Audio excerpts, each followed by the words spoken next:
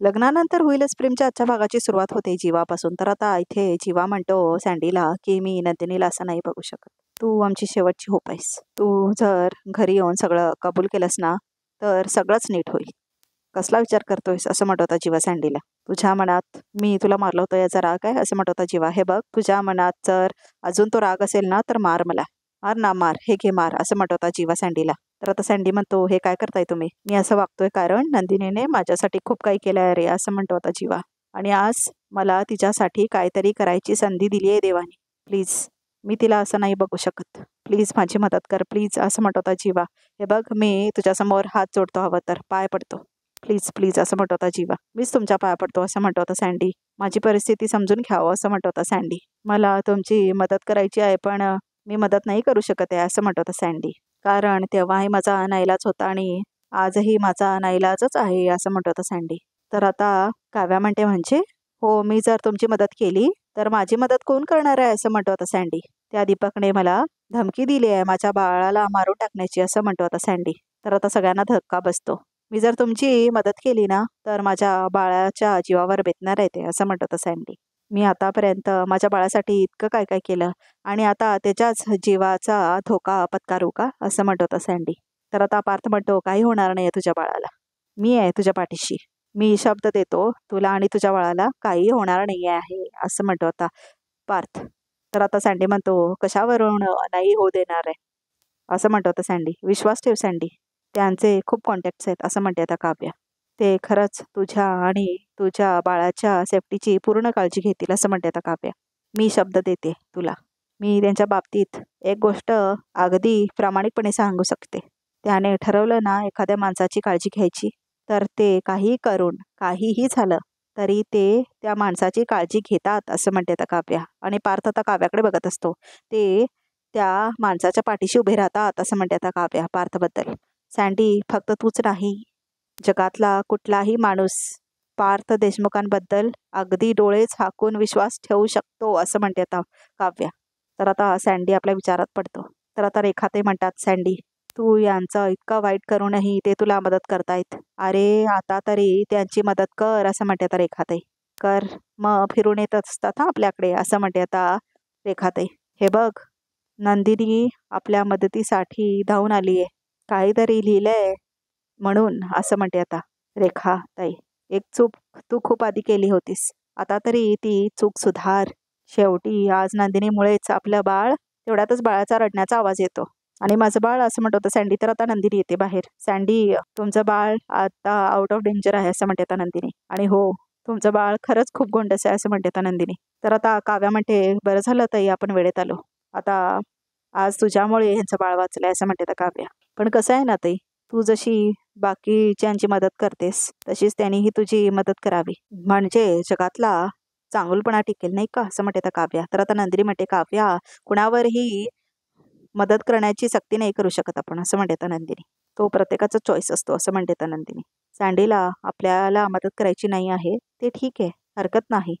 आपण त्यांच्यावरती सक्ती नाही करू शकत. चल निघूया असं म्हणते आता नंदिनी. रेखाताई काळजी घ्या तुमची आणि तुमच्या बाळाची असं म्हणते ती. चल असं म्हणून नंदिनी निघून जाते तिथून. तर आता सँडी म्हणतो मी मदत करायला तयार आहे. तर आता सगळे वळून बघतात काव्या, नंदिनी, जीवा आणि पार्थ. मग मी मदत करायला तयार आहे म्हटल्यावर सँडीने.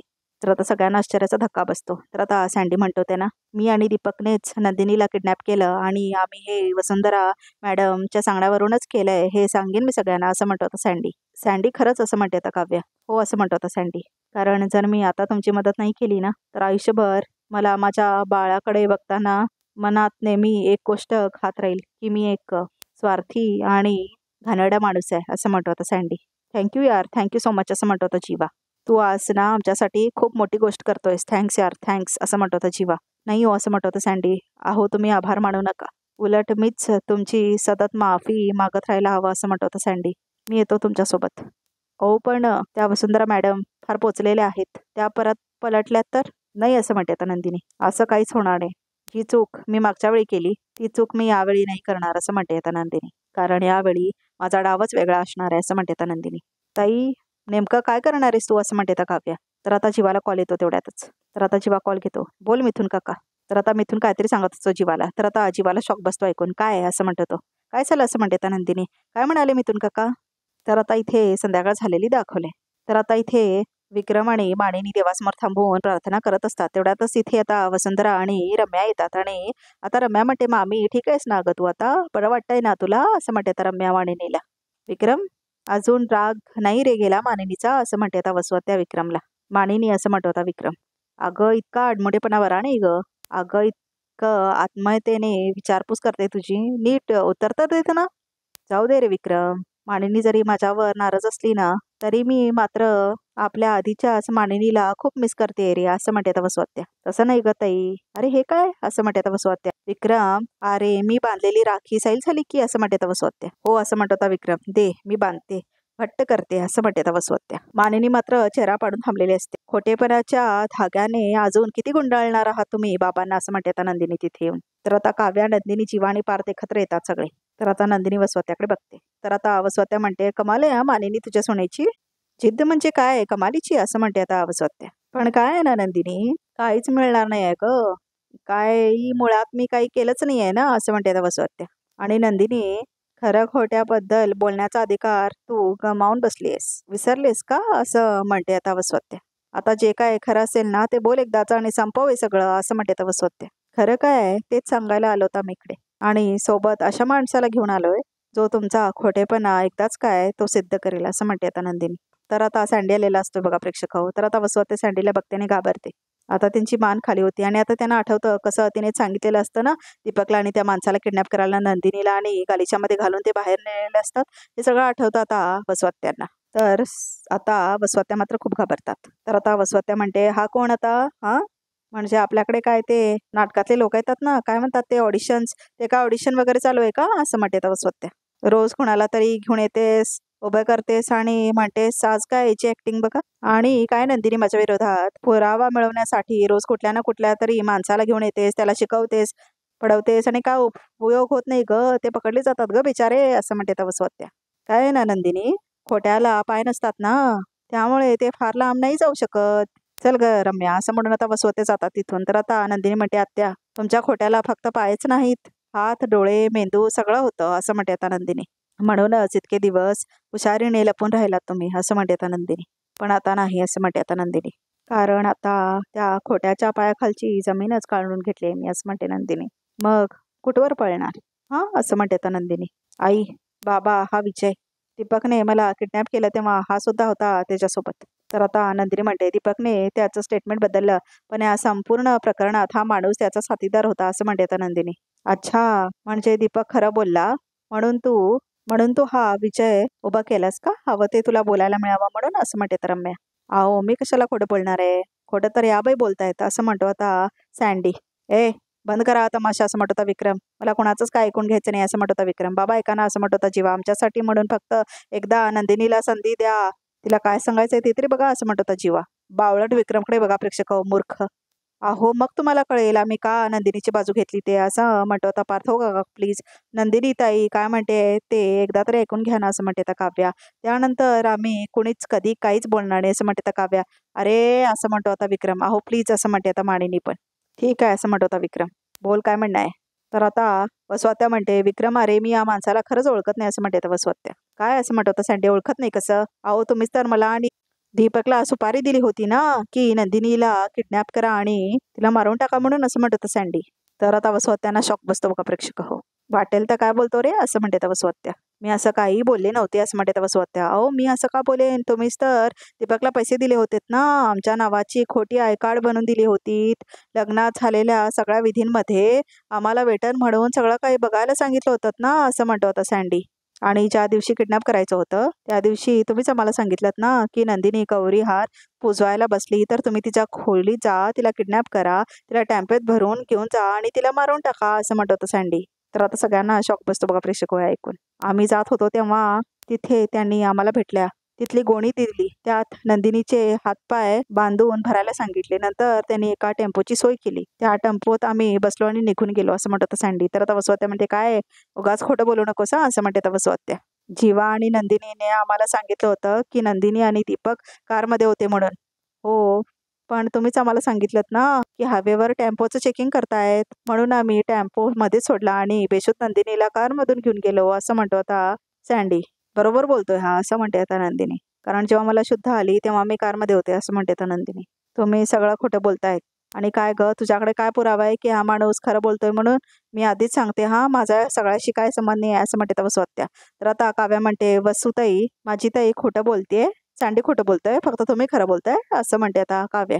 बोल ना त्या, ती गोणी तूच दिली होतीस ना, आणि तो टेम्पो सुद्धा तूच अरेस्ट केला होतास ना. मला गोणीत भरून मारून टाकणार होता ना तुम्ही. असं चौघेजण प्रश्न करायला लागतात. कसं केलेत तुम्ही हे? बोल ना आता, तुला काय म्हणायचं असं म्हणतो होता पार्थ. तर सगळे बोलायला लागतात. बोल ना, आधी काय केलं होतंस? आधी टेम्पो अरेंज केलं होतास की गोणीत भरलं होतंस? मला गोणीत भरून मारला होता तुम्ही, असं म्हणते आता नंदिनी. अहो आत्याबाई बोला, स्वतःचा खरेपणा सिद्ध करा ना. कसं केलंस हे? आणि मला लग्न मंडपातून तूच हाकल होतस ना, तरी लग्नासाठी तरी का थांबलंस? ताई गौरी हार पुजत होती तेव्हा तुम्ही मला आणि माझ्या आईला बाहेर पाठवलं. मुदाम करत होता ना हे सगळं. आणि हो, त्या दिवशी ताईचा उपवास असताना सुद्धा ताईला काहीतरी घेऊन ये ग म्हणून सांगून मला बाहेर हकलत तुम्ही, असं म्हणते आता काव्या. कुत्र्या मांजरासारखं मला गोणीत भरवून न्यायला सांगितलंस. मला मारून आराम झोपला असतात तुम्ही, असं म्हणते आता नंदिनी. तर आता पार्थ पण म्हणतो, काय मिळालं तुला हे सगळं करून? तूच मारायला सांगितलं होतंस ना. बोल आता, बोल पटकन, असं म्हणतो आता जीवा. बोला बोला वसू आत्या, असं म्हणते आता नंदिनी. मारून टाकणार नव्हते मी फक्त किडनॅप करायला सांगितलं होतं, तेही कार्पेटमध्ये गुंडाळून, असं म्हणते आता वसू आत्या. चिडून म्हणते बघा प्रेक्षक, फ्रस्ट्रेट होऊन एकदम. तर आता सगळ्यांनाच धक्का बसतो हे सगळं बघून, कारण आता वसू आत्याने कबूल केलेलं असतं ना. तर आता मानिनी पण खुश होते ऐकून. तर आता मानिनी येते वसू आत्याकडे. काय म्हणालात तुम्ही? काय म्हणालात तुम्ही? मारायला नाही, किडनॅप करायला सांगितलं होतं, ते सुद्धा कार्पेटमधून, असं म्हणते आता मानिनी. तर आता वसूला धक्का बसतोय काय झाल्यामुळे. हे बघ मानिनी, अगं हे सगळेजण खोटं बोलतायत. मी जे बोलले ना तेच खरं आहे. नक्की काय खरं आहे वसुताई, असं म्हणते तर मानिनी रडत रडत. आता सांगून तरी टाका, घरा सांगा. मारायला सांगितलं होतं की किडनॅप करायला, असं म्हणते ता मानिनी. मी मी असं का सांगेन मानिनी, असं म्हणते वसू आत्या. मारायला का सांगेन अगं? मी काय इतकी नीच आणि क्रूर बाई वाटली का ग तुला, असं म्हणते आता वसू. मी कुणाला मारायला बिरायला सांगितलं नव्हतं ग, असं म्हणते आता वसू आत्या. उगाच स्टोऱ्या रचू नकोस हा, जे खरं आहे ते खरं खरं सांग, असं म्हणते आता वसू आत्या सँडीला. तर आता ते सँडी म्हणतात ना, तर सगळेजण म्हणतात सँडी कसं काय म्हटली म्हणून. तर आता विक्रम म्हणतो, सँडी पण ह्याचं नाव तर विजय आहे ना. नाही बाबा, असं म्हणते आता नंदिनी. ह्याचं नाव सँडीच आहे. वसू आत्यांना ते माहीत होतं, कारण त्याला ओळखतात, असं म्हणते आता नंदिनी. आम्हाला फक्त वसू आत्यांच्या तोंडून हे सगळं वदवून घ्यायचं होतं, असं म्हणते आता नंदिनी. आई बाबा सॉरी, असं म्हणत होता पार्थ. काय वसू आत्याने खरं बोलावं म्हणून आम्ही सुद्धा खोट्याची मदत घेतली, असं म्हणत होता पार्थ. म्हणजे, असं म्हणते आता मानिनी. म्हणजे मारायचं नाही, किडनॅप करायचा प्लॅन आखला होता वसू आत्याने, असं म्हणतो होता जीवा. हेही या दीपक आणि सँडीला हाताशी घेऊन, असं म्हणतो होता जीवा.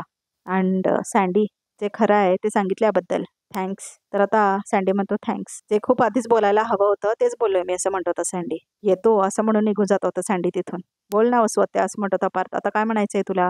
तर आता वसू आत्या म्हणते, सगळं प्लॅन केलं सगळ्यांनी प्लॅन केला, तुम्ही सगळ्यांनी प्लॅन केलं हा. हे एक एक प्रश्न विचारला मला मला बोलायला भाग पाडलं, प्लॅन केलं तुम्ही, असं म्हणून गांगरते बघा प्रेक्षक होता वसू आत्या. माझा काही संबंध नाही, खोटं बोलत होता तो. हे ह्याच्यावरून नंदिनी काय सिद्ध होत नाही की मी केलंय म्हणून. तो खोटं बोलत होता असं म्हणून पागल होते आता बघा प्रेक्षक वसू आत्या. मला अडकवलंय सगळ्यांनी. काय ऐकलंस तू? काहीच नाही ऐकलं. खोटं बोलवू नकोस पिहू. चांगलंच माहिती आहे तू काय ऐकलंस ते. मी नीट विचारते, माझ्या प्रश्नांची उत्तरं दे. तर असा व्हिडिओ प्ले होत असतो आणि आता मिथून आणि मंजू येत असतात बघा प्रेक्षकावरून. तर आता मिथून हा व्हिडिओ दाखवत असतो आणि त्यातूनच आवाज येत असतो हा. बोल पिहू, मी करू नकोस. त्या दिवशी माझ्या खोलीच्या बाहेर तूच होतीस आणि कोंडी पडली होती. सांगते असं म्हणते आता पिहू. मी हे ऐकलं की तू कोणत्या तरी दीपकला सांगून नंदिनी वहिनीला तिच्याच लग्नातून किडनॅप केलंस. हे ऐकलंस तू? हे ऐकलंस का? आणि आता खाली जाऊन सगळ्यांना हेच सांगणार होतीस का? नाही सांगणार, सांगायचंच नाही, असं म्हणते आता वसू आत्या. सांगितलंस तर माहिती आहे ना तुला, हे घर कुणाचं आहे ते? हे घर माझं आहे. माझ्या विरोधात केलीस ना, तर तुला, तुझ्या आईबाबांना आणि त्या श्रेयाला या घराच्या बाहेर काढेन. मग काय कराल? कुठे याल? सांगशील? नाही सांगणार मी, नाही सांगणार. तर आता सगळं ते कॉन्व्हर्सेशन असतं ना पिहू आणि वसू आत्याचं, ते सगळं आता व्हिडिओ रेकॉर्ड झालेलं असतो, ते दाखवतात आता मिथून आणि विक्रम पण बघतो ते. तर आजचा भाग इथे संपतो. तर बघूया तर रिकॅपमध्ये काय आहे ते. तर आता इथे वसुआत्या नंदिनीला म्हणतात, "नंदिनी मला माफ कर. माहिती आहे माझी जी चूक झाली त्यासाठी मला तोंड दाखवायलाही जागा नाहीये." तर नंदिनी म्हणते, "बरोबर बोलात. म्हणूनच आता आम्हाला तोंडही दाखवायचं नाही. बाबांच्या मनाचा विचार करतोय म्हणून. पण ह्या घरात राहायचं असेल तर कुणालाही तोंड न दाखवता मान खाली घालून राहावं लागेल." मान खाली असं म्हणते आता नंदिनी. मान खाली म्हटलं मी. तर आता रिकॅप सुद्धा इथेच संपतो. तर प्रेक्षक हो, या चॅनलला नक्की सबस्क्राईब करा.